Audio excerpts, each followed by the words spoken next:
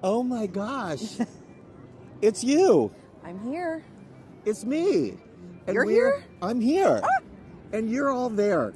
Welcome to another MiceChat Live, this week from the most magical of all Disney places, California Adventure. So I said that with a straight face. When it came out of your mouth, I was like, I don't know how he feels about that. I don't know if this is a true statement. We have a bad connection here, so we need to keep moving.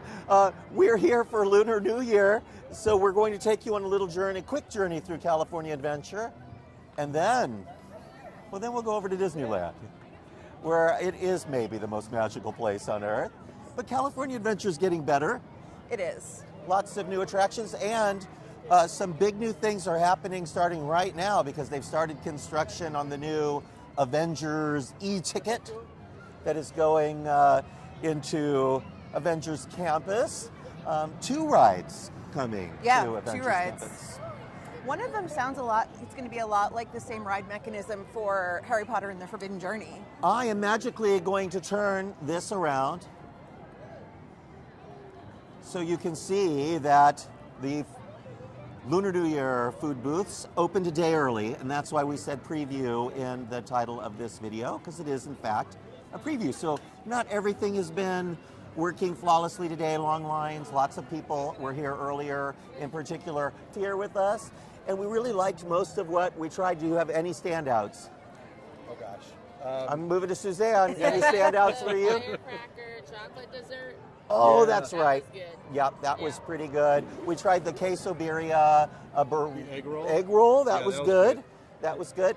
You've been wanting to try the spicy wings. Yes, I love Lunar New Year. I think that it's the best food festival of the year, and I'm so excited. But I just got to the park a few minutes ago. I haven't done preview day, so I'm going to try it all tomorrow.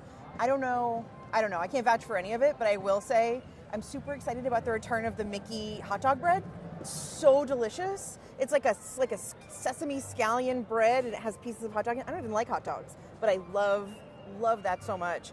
What I'm really disappointed about is the candy ginger churro from last year. I was so looking forward to it. No, it's the best churro of the year, hands down. But it's it was not back. amazing. It was orange. It was like an orange glaze and candy ginger, and it is not back. Now it's a Vietnamese coffee churro, Yes, and a red bean churro. They also have a red bean churro that looks interesting. Yeah. But this is my favorite food festival of the year here. Usually the food is more consistently good for this festival. Yeah, and they do a lot of really fun fusion things. And Suzanne, back at the Paradise Garden Grill, they have a whole menu of Asian food right now. They do. They have the whole fish, which has been a staple since the first Lunar New Year. And it sounds disgusting, but it is a lucky item, right? Yes.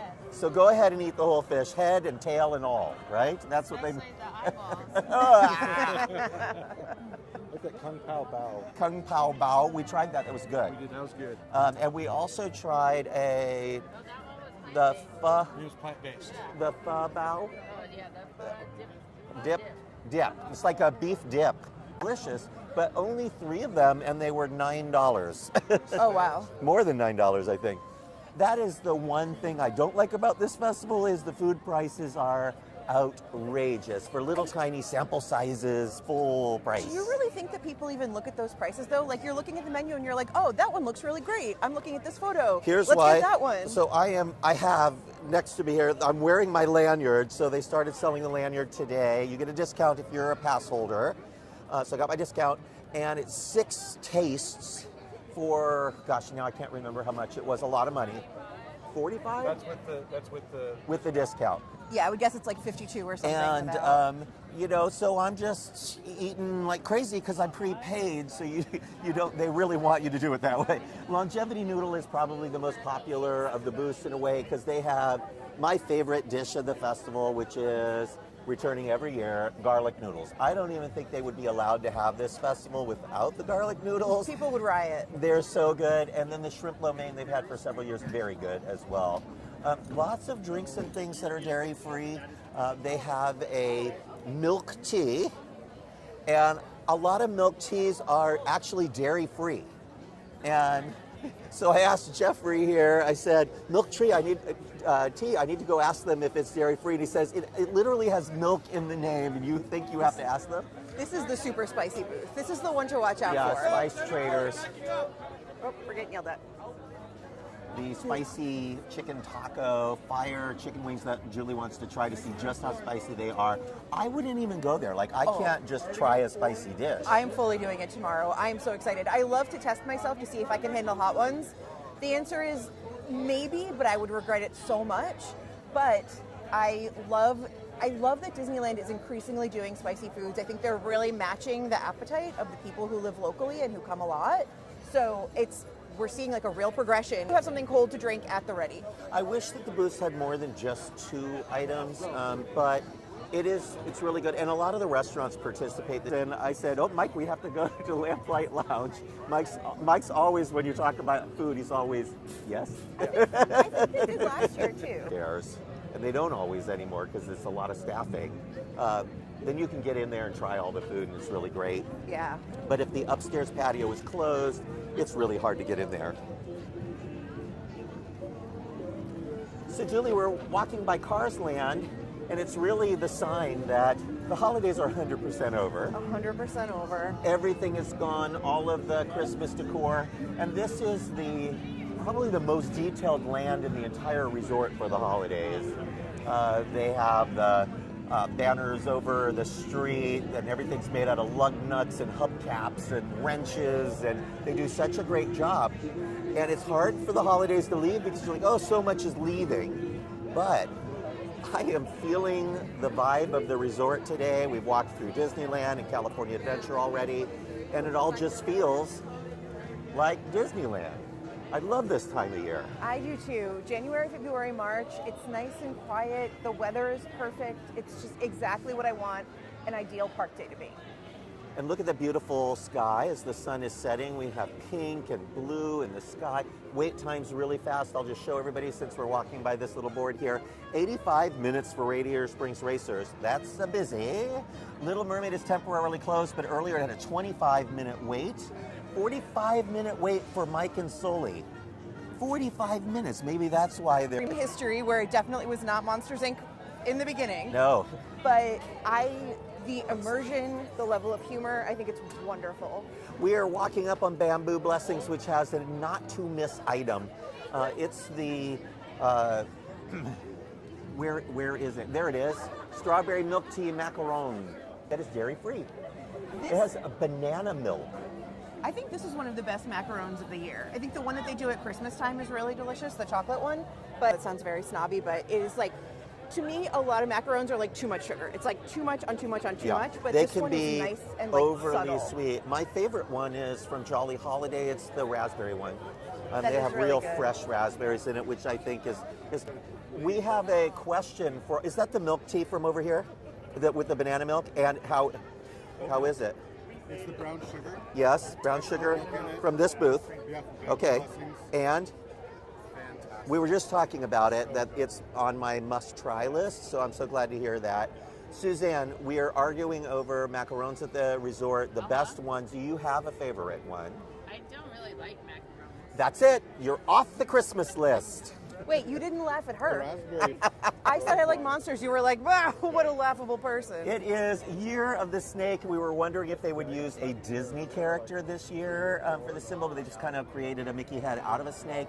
But there are some famous Disney snakes. There's, of course, Kaw from Jungle Book. Yeah. There's Who else? Juju from Princess and the Frog. Oh, yeah. Right, Juju. I think there are some other There's, snakes. well, Jafar Jafar. has a snake staff and turns into a Yes, snake. he's perfect.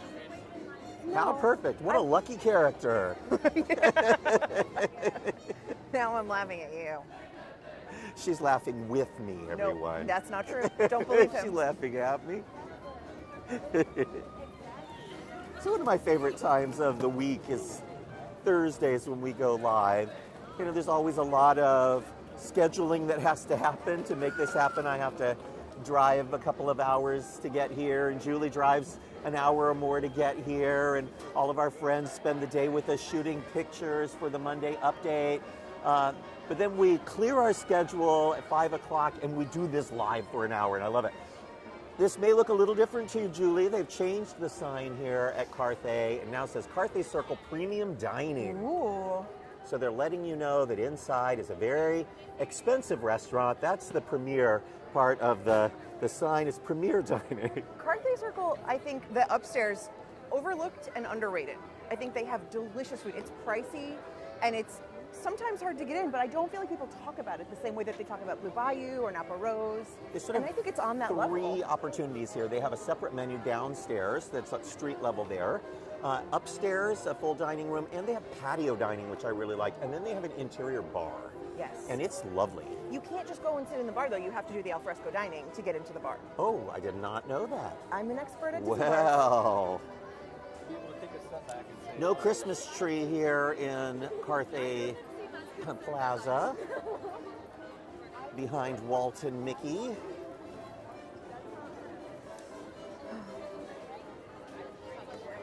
But they have replaced the tree with something that happens every year at this time, Julie. Construction. Construction. So out goes the tree, in comes a little garden, and I've always thought like this garden in particular needs a statue or something. They can plop a horse in there for Halloween. Yeah. I think seasonally they should have different sculptures or topiaries, or Mickey topiary would be great there, or anything tall. That Mickey and Minnie Valentine's Day topiary would be perfect. Let's do it. Let's just make one. We'll just go find it in the back. And bring then it you out. can see that from Hollywoodland there all the way down this side of Buena Vista Street for the most part is a giant construction zone. The shops are open, so it's not to bring you anything new, it's just to make everything look good. The windows are all taped off. Mike noticed they'd removed all of the signage. There's a lot of light fixtures that have been removed as well. He saw some wires hanging out of walls. So there's a lot of work happening, and they're redoing all the speakers. Looks like it. And this happens at this time of year. This is considered the off-season, even though it's very busy. And why are we busy in the off-season these days? Oh, it's Mickey. Less expensive tickets. Less expensive tickets is exactly right. Mickey, as a newsboy, always makes me miss that trolley show. Did you like the Newsboys? That was before my time. Oh, my gosh. Am I I'm that sorry old? to hurt your feelings. So old that but, the Newsboys show is now only for old people. Come on in. We are desperate for your business. We're not heading into the rest of the park because we have so much to do today. There's one Christmas window left. The last little bit of Christmas left. Santa still has his list there. Ando, I have some bad news for you. You're not on the list. He has a special list. He says, of course not, I'm special. That's a good way of looking at the world. It really is. I'm not on the list, that's okay. I have my own list, and I'm right at the top. Of course, the flags are at half-mast for Jimmy Carter, but we have plenty of reasons for a flag to be at half-staff here in California. We've been suffering through some horrific fires that have sandwiched Los Angeles. But the good news is they are largely contained, particularly the one near Pasadena and Altadena. As of today, it's 55% contained. And mostly contained on the sides where the houses are. Not as easy for them to contain the Palisades fire, which is where Pacific Palisades and Malibu are, but almost nothing of the Pacific Palisades is left. And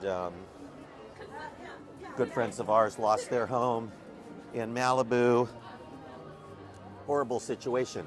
But it's amazing how quickly many people have been able to get information from their insurance companies and FEMA and others on what they're going to get, and even if they can rebuild, there are a lot of the land was so damaged by the fire and or was built in a time when they had different rules. And so now that the house is gone, they may not be able to build on some of those unstable cliff sides where houses were built on stilts and things like that. I always wonder about those. They look so unsafe. I mean, even since I was a kid, those houses would periodically slide off a cliff, and my father would always say, why do people live on stilts? Well, probably because they have amazing views. But not as many stilt houses today, because over the years, they've not allowed people to rebuild those kind of houses. But it's been a really sad time. People are starting to get over the numbness of losing their houses and so forth and to figure out what we're doing next. And the Disney company, they did commit $15 million, but then Bob Iger came out and said, what else can Disney do to help? Could we start designing schools? Can we help build schools? Can we help design town centers? Can we help in other ways the city to recover? They did open up their costume warehouse so that cast members could get clothing. It's really kind of amazing. Aren't they housing like 200 cast members right now in Right their now hotels? at the Disneyland Resort. Yeah. Will you be able to get me in? All right, in we go.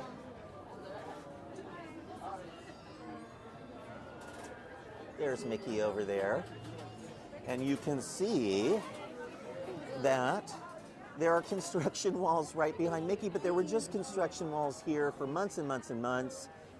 Why are the construction walls back? Well, Mike, they were retracking the Disneyland Railroad on that last update, but I think they weren't done. They were not done. They retract from like about the bridge for go to Toontown to just before Main Street, and now they're going from Main Street on.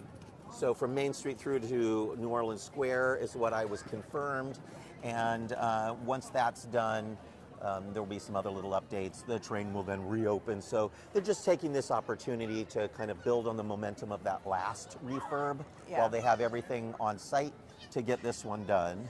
When I was working on a story about this, Disneyland told me that doing it now on an accelerated schedule actually allows them to get more work done faster because they had made so much good progress. I have to say though, there's a fundamental piece of the park missing when the railroad's closed. I miss it so much. For me, it's what's wrong with Shanghai Disneyland. Oh. No train. I've they never built been. a train station and no train.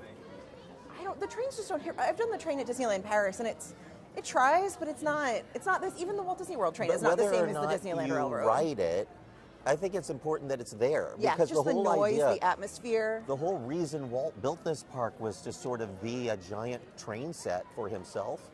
And all of those other Disneyland-style castle parks really need to get that one piece right. So that was the whole reason for the park. Yes, it was to build a destination that families could all play together.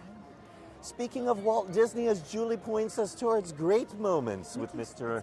Lincoln, Walt Disney will be appearing here as an animatronic, and his greatest creation is right next to us over there. Mickey Mouse.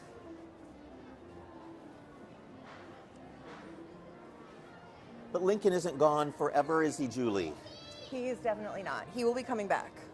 They did an interesting thing with the stage. It's now a giant turntable.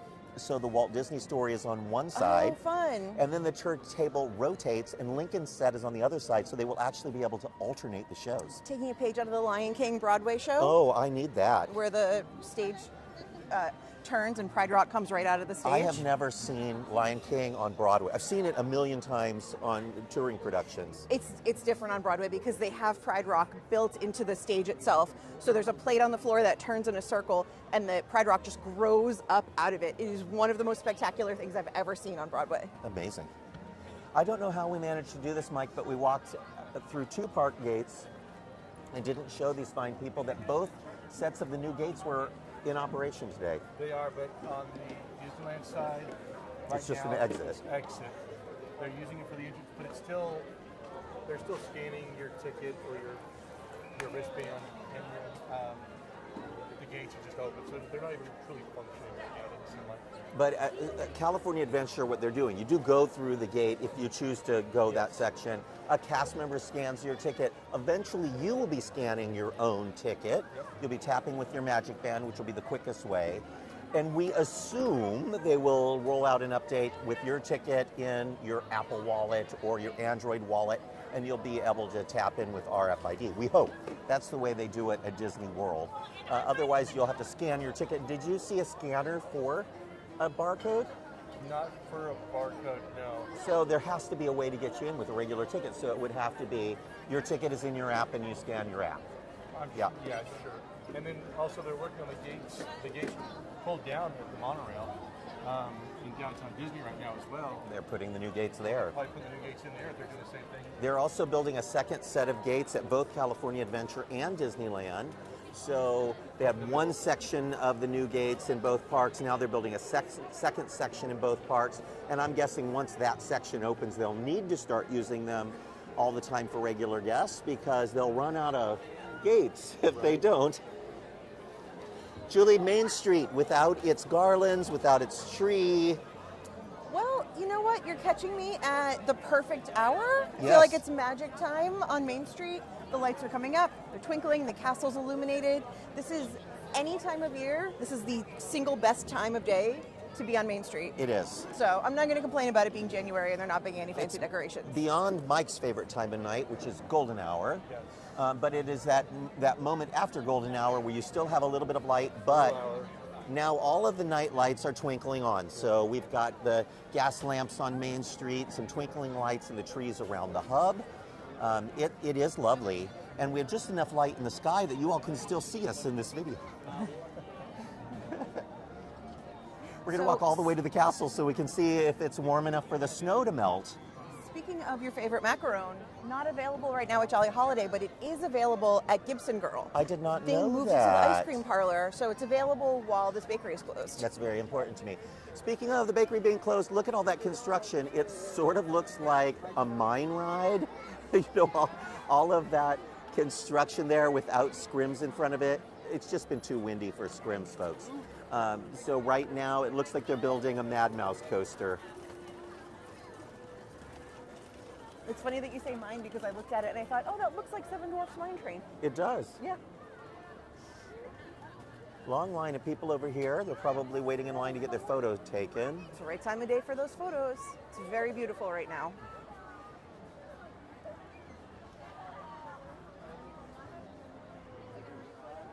It's pretty. Nobody's standing here, so we're doing it. Walt, Mickey, Castle, just spring-colored flowers, no red and green. I will tell you one decoration I do really wish was still here. I loved those statues that they did for Disney 100. Yes. Where they were character statues, you walked around, they interacted with your magic band. Yes. But I feel like it was so nice to have such artistic representations of the characters Yes. anywhere you looked. Those could come back anytime. Having Mickey Mouse in Town Square at the point looking up Main Street towards the castle was brilliant. Yeah. Having Minnie Mouse off to the side over here, where the construction, next to the construction walls there, between the Matterhorn and the Astro Orbiter, Minnie Mouse was over there. And they were lovely statues. Yeah. Some of them ended up at Walt Disney World afterwards, but I would love to see them come back. So we're just taking a peek here at the castle. We're going to weave our way through over the Time Castle. It's a time castle. The time castle? I thought it was a time capsule. Well, I mean, it is, but they call it a time castle because it's love here at the that. castle. And I can't remember which year it's going to be opened up, but some point in the future we'll find out what cast members of the past thought we would all want to know about the world. We're going to sneak through. And there it is. So, looks like most of the snow has melted. There's just a little bit of snow over the main turret, over the drawbridge. And other than that, Christmas is gone. Back to the red and gold bunting, but just for a short period of time because for Disney 70th anniversary of Disneyland, all of the decor here will be changed up. Have they announced a color scheme for They that? have. It's in the concept art, and it's the funny thing is the actual colors for a 70th anniversary are platinum. What were the colors for the 100th anniversary? Oh, yes. Platinum. Well, so they're it sort was of changing it up a little. Iridescent. But yes, it was platinum. These giant boxes hide giant projectors, and that's what they project onto the castle at night. So little tiny owl, big giant box, but that box opens up at night so that they can do the beautiful projection and fireworks shows. If you didn't catch it on MiceChat, Max, our contributor from Disneyland Paris, posted a story and full video of Disneyland Paris's new nighttime spectacular. So incredible. Julie, it is, I cried. I watched it with my sister on our television, but I have to go to Paris now. Yeah. because this show isn't just projections and fireworks. It's drones. It's drones. Yeah. And it's spotlights. They've had drones for quite a few years, though. And it's giant fountains in front of the castle that shoot up taller than the castle so that in the mist that rains down, they can project on it. It's a combination of World of Color and the Disneyland Nighttime Spectacular. And drones and everything. Incredible. It's like everything that they could throw at it. And because they do have, in Paris, they have restrictions on the types and amount of fireworks that they can use. Well, they fill in the blanks with so much that you don't really miss the fireworks. Yeah, I saw it for the 30th anniversary of Disneyland Paris a few years ago, and I was blown away. It was the most beautiful nighttime show I'd ever seen at a Disney park, or anywhere. Yeah. Hong Kong Disneyland had a really beautiful nighttime show as well, but the one in Paris is really, it's the perfect mix of everything. They deserve it. Park has not always had the best of everything. But now that it is fully run by the Disney company, for a long time it was run by a separate company because in France a foreign company couldn't own over 51%. Oh. And so Disney had a company that ran Disneyland Paris into the ground. Disney eventually kind of bought them out of their debt and is now the majority owner of Disneyland Paris. I will say there are two things that I really, really loved at Disneyland Paris. I love that they have Maleficent Dragon under the castle. Yes. And I love that you can drink a glass of champagne on Main Street in front of the castle. That is truly the most magical experience. It's one that every time I come here, I'm like, if I could only have a glass of champagne in front of the castle, it would be perfect. And you can do it in Paris. It's very nice. You are the kind of person that needs a bottle of champagne. I have one in my purse right now. Don't tell anyone. I will say they're getting closer to that here. With every year, there's another restaurant here that offers beer and wine. Some of them may offer champagne. No open containers of alcohol in the park yet. You can at California Adventure, of course. And you can definitely get a drink in downtown Disney. They're building a ton of bars for us right now. But we're going to have to make a decision here. Do we head to the right where there's nothing to report? Or do we head to the left where there are at least a few interesting things? I think we're going this way. Well, there you go. It was a very leading question. I was just reading about a story that another reporter did at SF Gate about how St. Louis talked to Walt Disney in 1963 and asked him to build an attraction. And because St. Louis is such a brewery-heavy city, and that's so much of their legacy, that they canceled it over beer. They were adamant that they would serve beer in the attraction, and Walt was like, not in my park. He said, this is not going to be some honky-tonk. He really said that. I think it was going to be an indoor attraction. I'm trying to remember if it was down by their Union Station or where. Over the years, I've heard a few stories about that. You know, one thing that Walt Disney did build in the Midwest that people don't know about, did you know he had a giant bowling alley and ice skating rink and pool complex? Was that in Colorado? Colorado. Yeah. Yep. Denver. Today, if you want something like that in Denver, you go to Casa Bonita for the cliff diving shows and terrible tacos, but it's worth it. I've heard so much about that place. I would love to go. Yep. The guys that run South Park bought it and brought it back to life because in an episode, Eric Cartman, all he wanted was to go to Casa Bonita. And then when Casa Bonita had some financial troubles, they swooped in and bought it and restored it, and now it's splendiferous and impossible to get into. Splendiferous, that's a good word. We're not going to go into Galaxy's Edge at first, at least. We're going to veer to our left and enjoy the beautiful path by Big Thunder Mountain, which is now closed at Walt Disney World for at least a year. They're building a new maintenance barn behind the attraction. They're retracking the entire attraction, but Julie, we all know the real reason they're doing that. They're preparing Yes. for Villains Land. They're building a Villains Land behind Big Thunder, and they're filling in the rivers of America to build a Cars Land. Frontierland will get a slight re-theme to kind of match all of that, because their Cars Land will have a Western theme. This will be more of a Western land than necessarily a Frontierland, I suspect. Yeah, it'll have like a Monument Valley kind of vibe, right? Yeah. As long as they don't do that here. Doesn't the concept art show like off-roading cars? Yeah, well, yes. Sort of like our Autopia has that off-roading section. Yeah. Mike just said that'll be horrible. Mike used to do a lot of maintenance here at Disneyland, so he knows how when you don't build things with maintenance in mind, they very quickly break down. One of the rides that had the worst breakdown record of anything was the Radiator Springs Racers ride here. Each car has its own motor and tires and axle.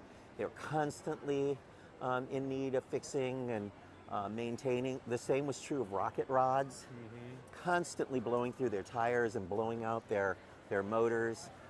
So it's tough. Didn't Bob Gurr say that at the 1964 World's Fair, when they built the Magic Skyway, they didn't consider brakes in the car equation? So he would have to stand there with a baseball bat and manually put it in between the bumpers so that they didn't smash up the cars that they had as to they return came back into to the Ford. station. Yeah.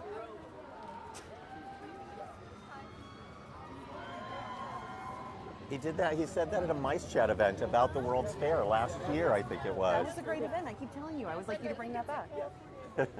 Just a perennial favorite. But the 1964 World's Fair is not only fascinating as a historical event, but also just the way that it shaped the future of Disneyland and the future of theme parks across the world. Yeah, and what people expected from entertainment at a big festival even. Yeah. That if you went to an exhibit, that there would be a full show like Carousel of Progress that didn't just tell you a story on a stage, you rotated around the stage. It's a Small World for Pepsi and UNICEF, where they put you in a boat and showed you what world peace could really be like. It's just the one song forever and ever Yes. in your head. That's what world peace is like. Yes. And while we're talking about world peace and Small World, did you see the videos of Tokyo Disneyland's new Small World? No, tell me. They have added Marvel characters to their Small World. It is now Groot. Baby Groot is on vacation, and he appears throughout the ride in each of the countries. And along the way, you run into other Marvel characters, and they're all in the Mary Blair style. I don't know how I feel about this. It's adorable. I will Okay. say that. There's one scene where they're in Greece, and Baby Groot is Hercules, and he's lifting a column up above his head. Okay, that sounds very Very cute. particularly adorable. I think behind him is the Incredible Hulk as a Mary Blair style cute Small World animatronic. The reason that I'm a little hesitant about this is because I don't know that I love the Disney characters that are in Our the Small Disneyland World, yeah. Small World. Like, the Ariel scene feels very shoehorned in. But I do think that the Lilo and Stitch characters in Hawaii make total sense. I think that's very cute. My favorite is at Christmas time when they add Elvis to the front of the surfboard. Stitch is there in the front, and in front of Stitch is Elvis's bobblehead. Small World Christmas could not be better. My favorite time of year for that ride. So I really want us to channel Rolly Crump's Ghost. And I think there needs to be, it doesn't even have to be a ride, but take something that's underused and open up a blacklight walk-through attraction and throw all the 60s camp at it and have like velvet paintings and those oil lamps that dripped water. You know what I'm talking about? So you're saying now is the time to make Museum of the Weird? I want it. I mean, I want it too, but keep wishing, I think. Although the closest that we have is the Haunted Mansion Parlor on the Disney Wish. Yes. Or the Disney Treasure. They made Rolly Crump one of the characters in there. Brother Roland. There's a bust of Brother Roland, and he's melting. So one side of him is all melty and wax. Which is an homage to the Candleman, which is one of his iconic characters that he developed for Museum of the Let's Weird. stand Riverside here and enjoy this incredible view, because the Mark Twain is all lit up in her splendiferousness. Is someone paying you royalties on that word? Splendiferous. Splendorian. It's just good. And all those little lights, and of course directly across the way is the Haunted Mansion, which is our goal. We will get there. New Orleans Square, Riverbell Terrace. A lot of lights out at Riverbell Terrace, Mike. And look, there's a strand on the roof I was just with only 5 lights lit. You see me cringe right now. Like, oh, that looks I don't know why I thought of you when I saw the burned out light bulbs, but I know Mike likes a good burned out light bulb. We're going to take a closer look at those burned out light bulbs because it's going to end up in a MiceChat update for sure. So let's just look up here, folks. That's pretty good. It's what we live for, Julie. I know you hate that, but Don't rope me into complaints about maintenance. I'm not participating in that. not participating. Been there, done that. 25-minute wait for Pirates of the Caribbean, which still has its lightning lane. And one thing we didn't talk about or see because I was worried about the bad connection that we had at the start of the video, but they're redoing the queue of the Little Mermaid ride because all of a sudden they need to expand the queue to a ride that used to be a walk-on always. Did they make it a better ride? No, they made it a lightning lane ride. And now it needs an extended queue. I hope that they don't take out the seashell paving in the ground. They I love better that they not. have little bits of seashells mixed in there. It's such a wonderful added design choice. She sells seashells No, they by don't. the seashore. No. No. They're going to keep some Christmas type decorations up here, but they're not really for Christmas anymore now. They're for Mardi Gras. And there are some Mardi Gras treats throughout the park. In fact, afterwards we're going to snag one. They've got king cake, little individual king cakes, Julie, and they're delicious. They taste like cinnamon rolls. I have not tried that one yet, but I did try the Mardi Gras churro last week, and it was very good. Good. And I had the popcorn, Mardi Gras Ooh. popcorn. And if you go back to the Haunted Mansion cart, which we'll do now, Okay. they will mix in for like a couple dollars Mardi Gras treats. What do they mix in? Little chocolate bits, candied pecans, and colorful things That sounds good. into the popcorn, which just adds a little sweetness to the salty. It's very nice. I love that they do a little bit of Mardi Gras here, but I feel like the best Mardi Gras celebration is at Universal Orlando. They Hands is down. spectacular what they do. That parade. The parade is incredible, and they use the same float designer who designs for actual New Orleans Mardi Gras. So it's it's extremely authentic as far as theme park representations go. They do an amazing job. You know, it's the same thing they do with the Macy's balloon parade thing. They use the same designers who create all those balloons, and they create their own parade. That is really, really cool too. They're very clever. What I think is incredible about Mardi Gras, not just the parade, which is fantastic, and they have a really good concert series, but they also have incredible food. Their food activation for that, what they do, which I think is so fun, is it's not just New Orleans food, because Mardi Gras is a celebration that actually happens all over the world. It's celebrated in many different countries. So they bring in a ton of international flavors and foods from Mardi Gras celebrations around the world. It's always so good. I love just Orlando in general. There's so much competition now between the parks that they have to step it up when it comes to food. SeaWorld also, I would never go to SeaWorld here in California for food. Okay. But in Orlando, they have some incredible food festivals. I've never been to SeaWorld. I think you might like it. You know, I've got some issues with SeaWorld when it comes to how they keep, you know, some of the larger mammals in captivity, but overall that park has become more of a thrill park with an aquatic theme, and they have incredible events. This is a couple of things here to see. First off, they have a Magic Key popcorn bucket. They have the mix-in for Mardi Gras, but they also have right now the Bride Sipper that we've all been talking about for $37.75. And here she is. I want you to see her, everyone. I think she actually has a light that turns on, so you see her heart blink. But she is carrying a candelabra. Now, does Constance carry a candelabra?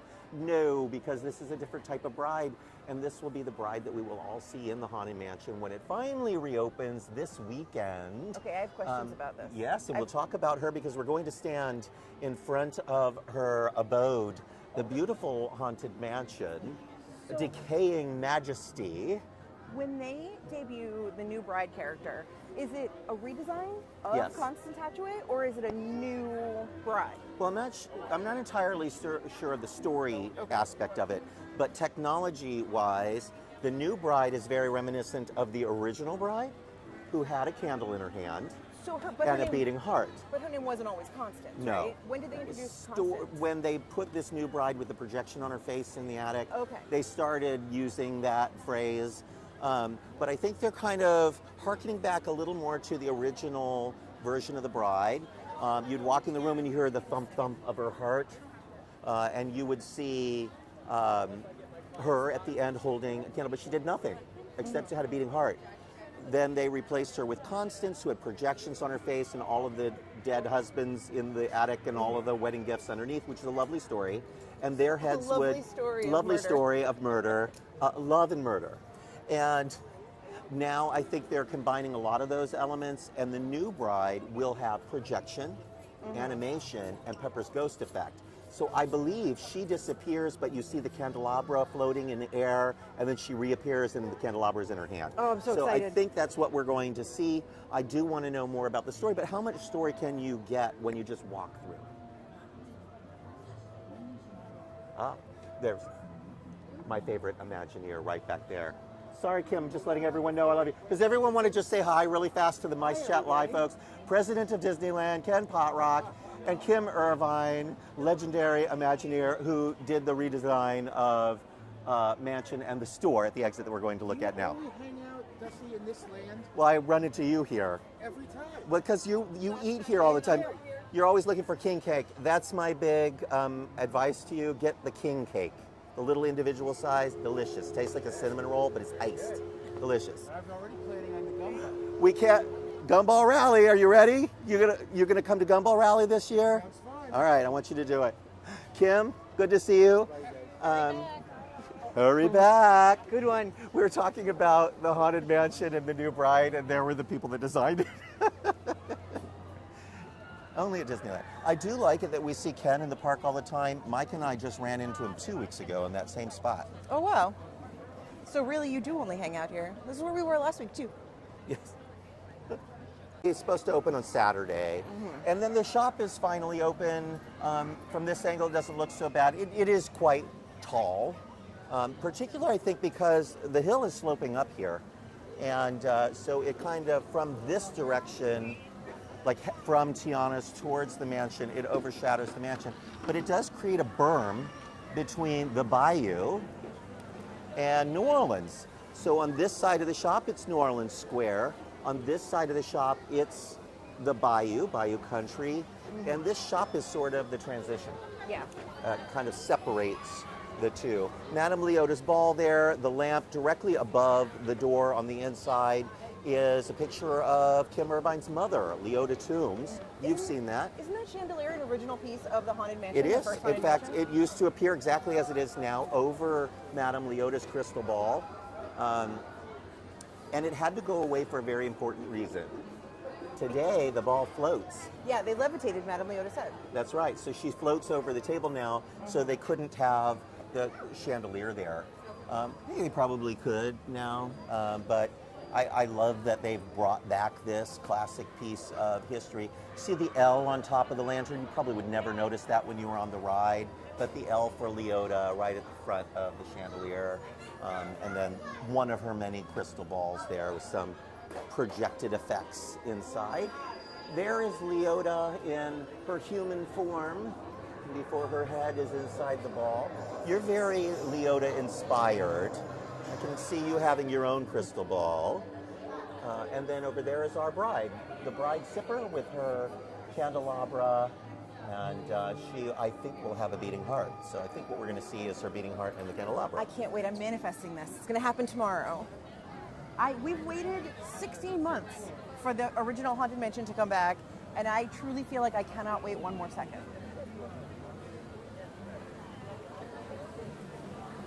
It is pretty. Whether you like Splash Mountain better or Tiana's Bayou Adventure better, this is a gorgeous facade, particularly at night. This whole bayou here in front.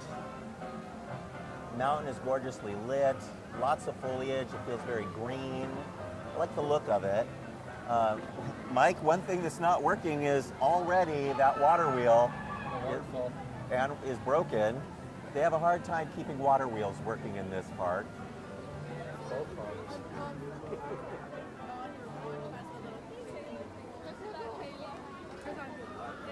Take a quick look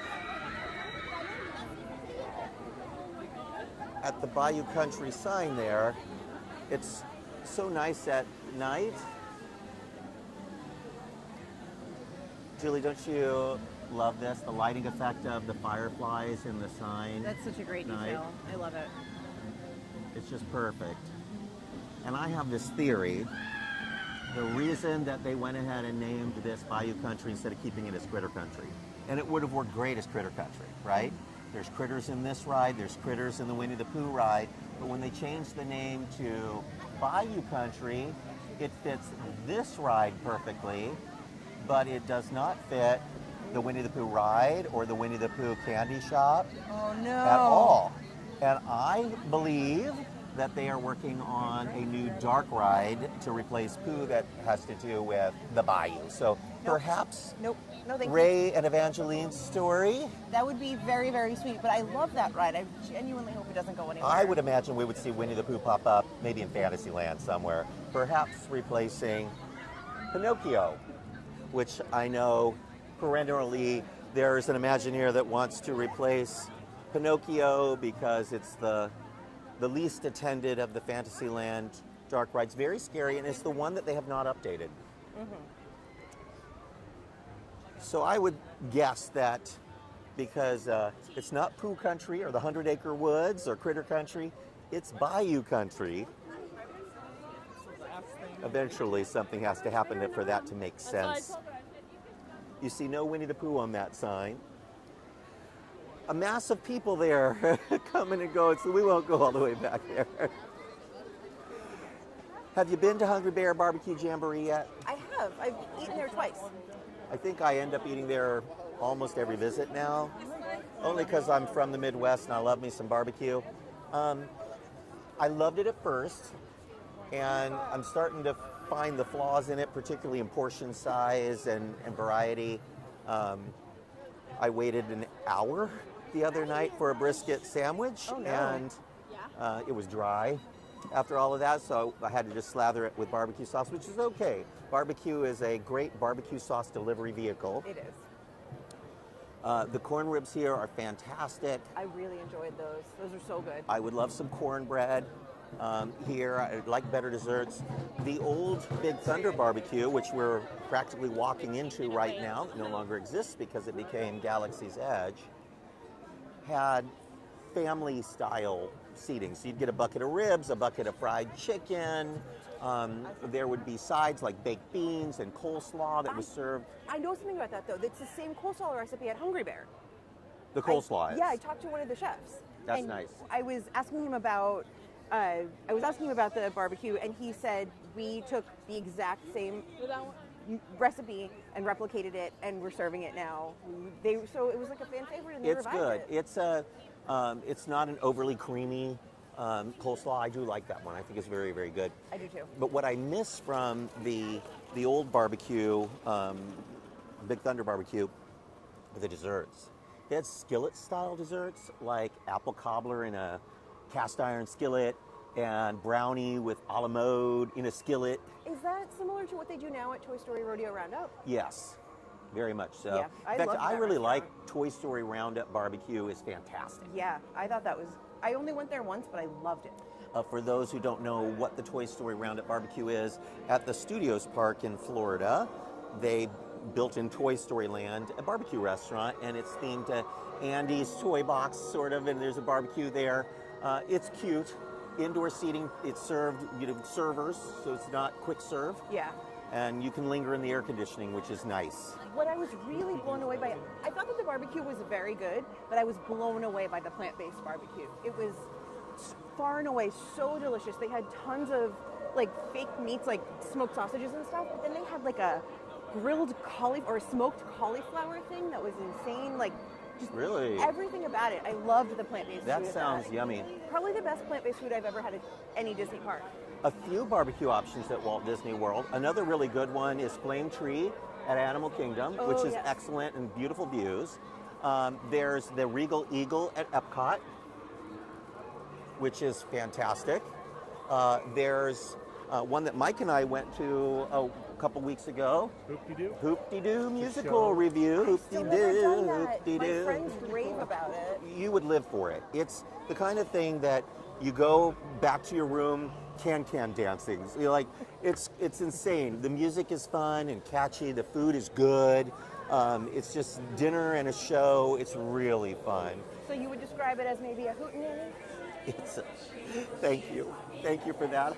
I'd like to thank Julie for the hootenanny of the night, and that is the secret word. Hootenanny. Ding ding ding ding ding ding.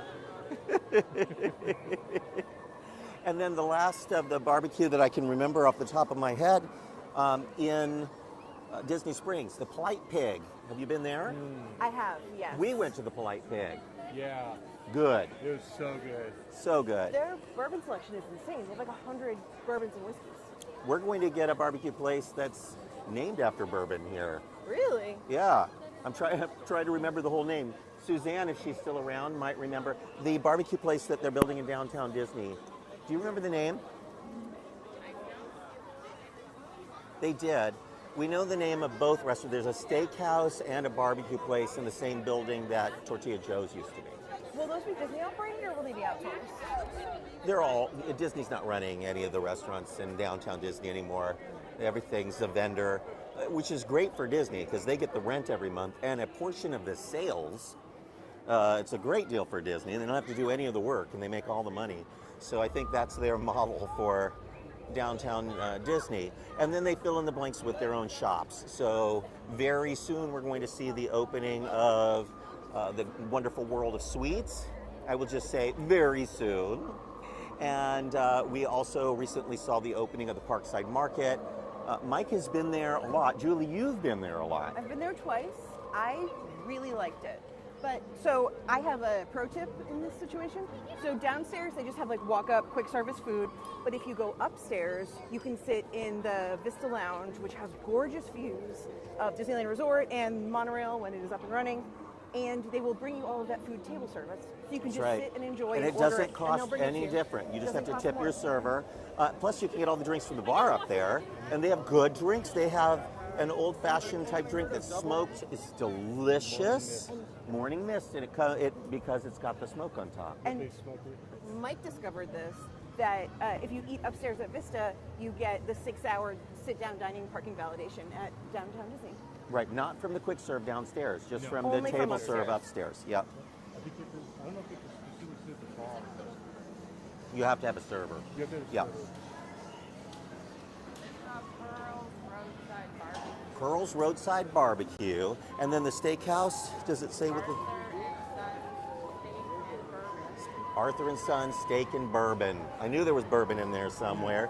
Steak and bourbon, two of my favorite things.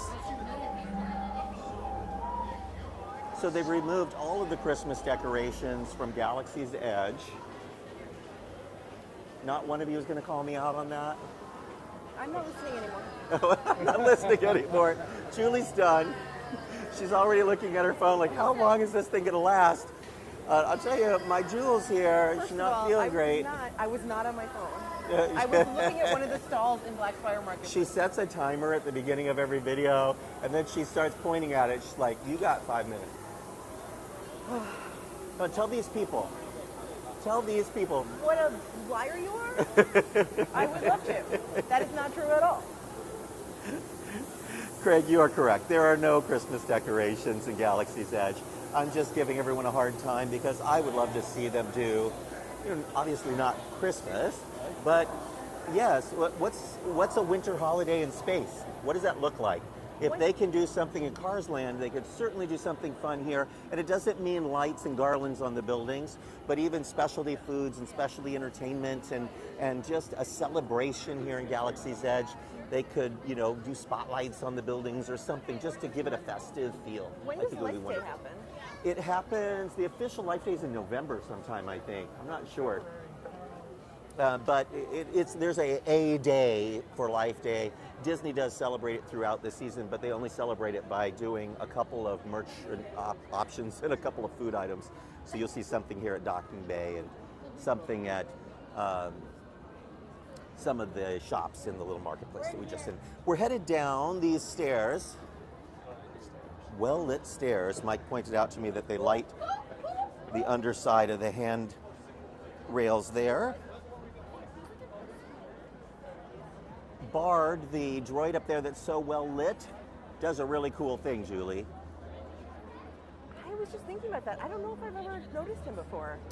Well, he was added well after they started doing the Fires of the Rising Moons. Oh, okay.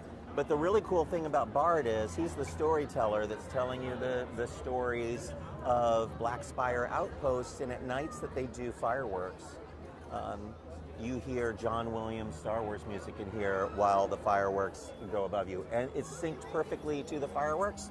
So whatever show they're currently doing on Main Street, they have a counterpart version of Fire of the Rising Moons. So it's not always the same Fire of the Rising Moons. I'm so glad they did that. I had heard for so long that this was the prime fireworks viewing spot, but that the downside was you couldn't hear anything. But I think it's wonderful that they're doing a special show here. Yep. And Suzanne, one of the best spots to watch it is right behind you. So these tables that are here now, they move them over to the seating area over there, and then they have the people who pay for the Fire of the Rising Moons package stand right there where the tables are now. But that means you have a lot of seating back there if you're not buying the package. So it's great to sit on those seats back there. You can also stand right here and watch it. It's great because you've got the Millennium Falcon in front of you. And I hear that this year they will be projecting on the rockwork, so they'll be adding some projections to Fire of the Rising Moon. So they're continuing to enhance this experience because people are paying for it. So I love that. It's still the sort of the loudest place in the park to watch the fireworks. So you are sensitive. loud stuff. It is, and the sounds get caught by the rockwork and kind of echo in here. But it's also quite loud at Small World. Very similar viewing experience because you're directly under the fireworks. If you're ever last minute, can't find a good spot for fireworks, go all the way down as close to Small World as you can. They project onto the Small World facade, which makes a great projection surface, and the fireworks are literally over your head. My other favorite spot to watch fireworks is along the rivers of America.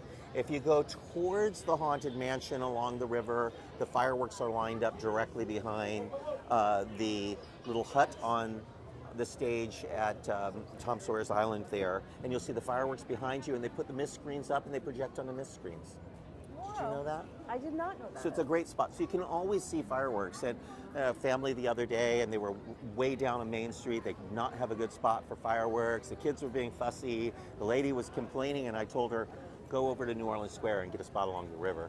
There's plenty of spots there. We are just about done here, folks, so we're going to walk towards this very peaceful and zen-like spaceship over here. Princess Leia's pleasure barge. See how I made that up? Is it too late to register for Gumball? No, thank you for mentioning that. Jeffrey over here reminded me Gumball Rally is occurring February 8th. It is a race through California Adventure this year to see who can ride the most rides in a single day. But because California Adventure doesn't have as many rides as Disneyland, we're shaking it up a little bit. And this year it's a murder mystery. So we have to find out as you go through riding the rides. You will also be solving some clues that will help you determine which character rubbed out which character with what murder weapon in what location. So did Clarabelle Cow kill Horace Horsecollar with a churro on the fun wheel? Yes. Could be. So Gumball Rally, you can find out more about it on MiceChat.com. There's a banner right there on the front page, or you just go to MiceChat.com/rally. Julie, you wrote an article about Gumball Rally. You went one year. I did. And to this day, it's one of the most popular articles ever written for the SF Gate. I'm glad that you know that. Thank you for letting me know. I will say, that was actually the first day that we met. I followed you around Gumball Rally, and it was a remarkable experience. People, the costuming, the enthusiasm, I would run into people all day long who were, wearing matching tutus, and I was like, those are definitely Gumball racers, and we stopped and chatted, and it was incredibly fun. can't say enough about it. I would love to do it myself one day. You don't need to wear a costume to play Gumball Rally. Just come and have fun. So visit micechat.com/rally. We'd love to see you there. The night before, we're going to do a little event, whether or not you are playing in the rally. It's inspired by Disney's cinema noir films. Oh, fun. Cinema noir means it's kind of like a detective-y type of movie in a certain noir style. Rocketeer, Dick Tracy, Who Framed Roger Rabbit. It's going to be an incredible event. We'll throw tickets for that up on MiceChat, hopefully this week. And folks, that brings us to the end of another scintillating MiceChat Live with Julie Tremaine, Mike Kendrick, Suzanne Lee, and of course our friends back here, Jeffrey and Hondo. I know many of you think his name is Hondo. It's not. It isn't. It's not. So, of course, we will continue calling him Hondo. And to all of you back there, thank you for watching. We'll be back with you again next week. And, of course, MiceChat Monday update will be spectacular with all sorts of news and things you won't want to miss about Lunar New Year and all the construction here at the Disneyland Resort. See you soon. Thanks for joining us. Oh, no, I'm spinning. I'm spinning out of control.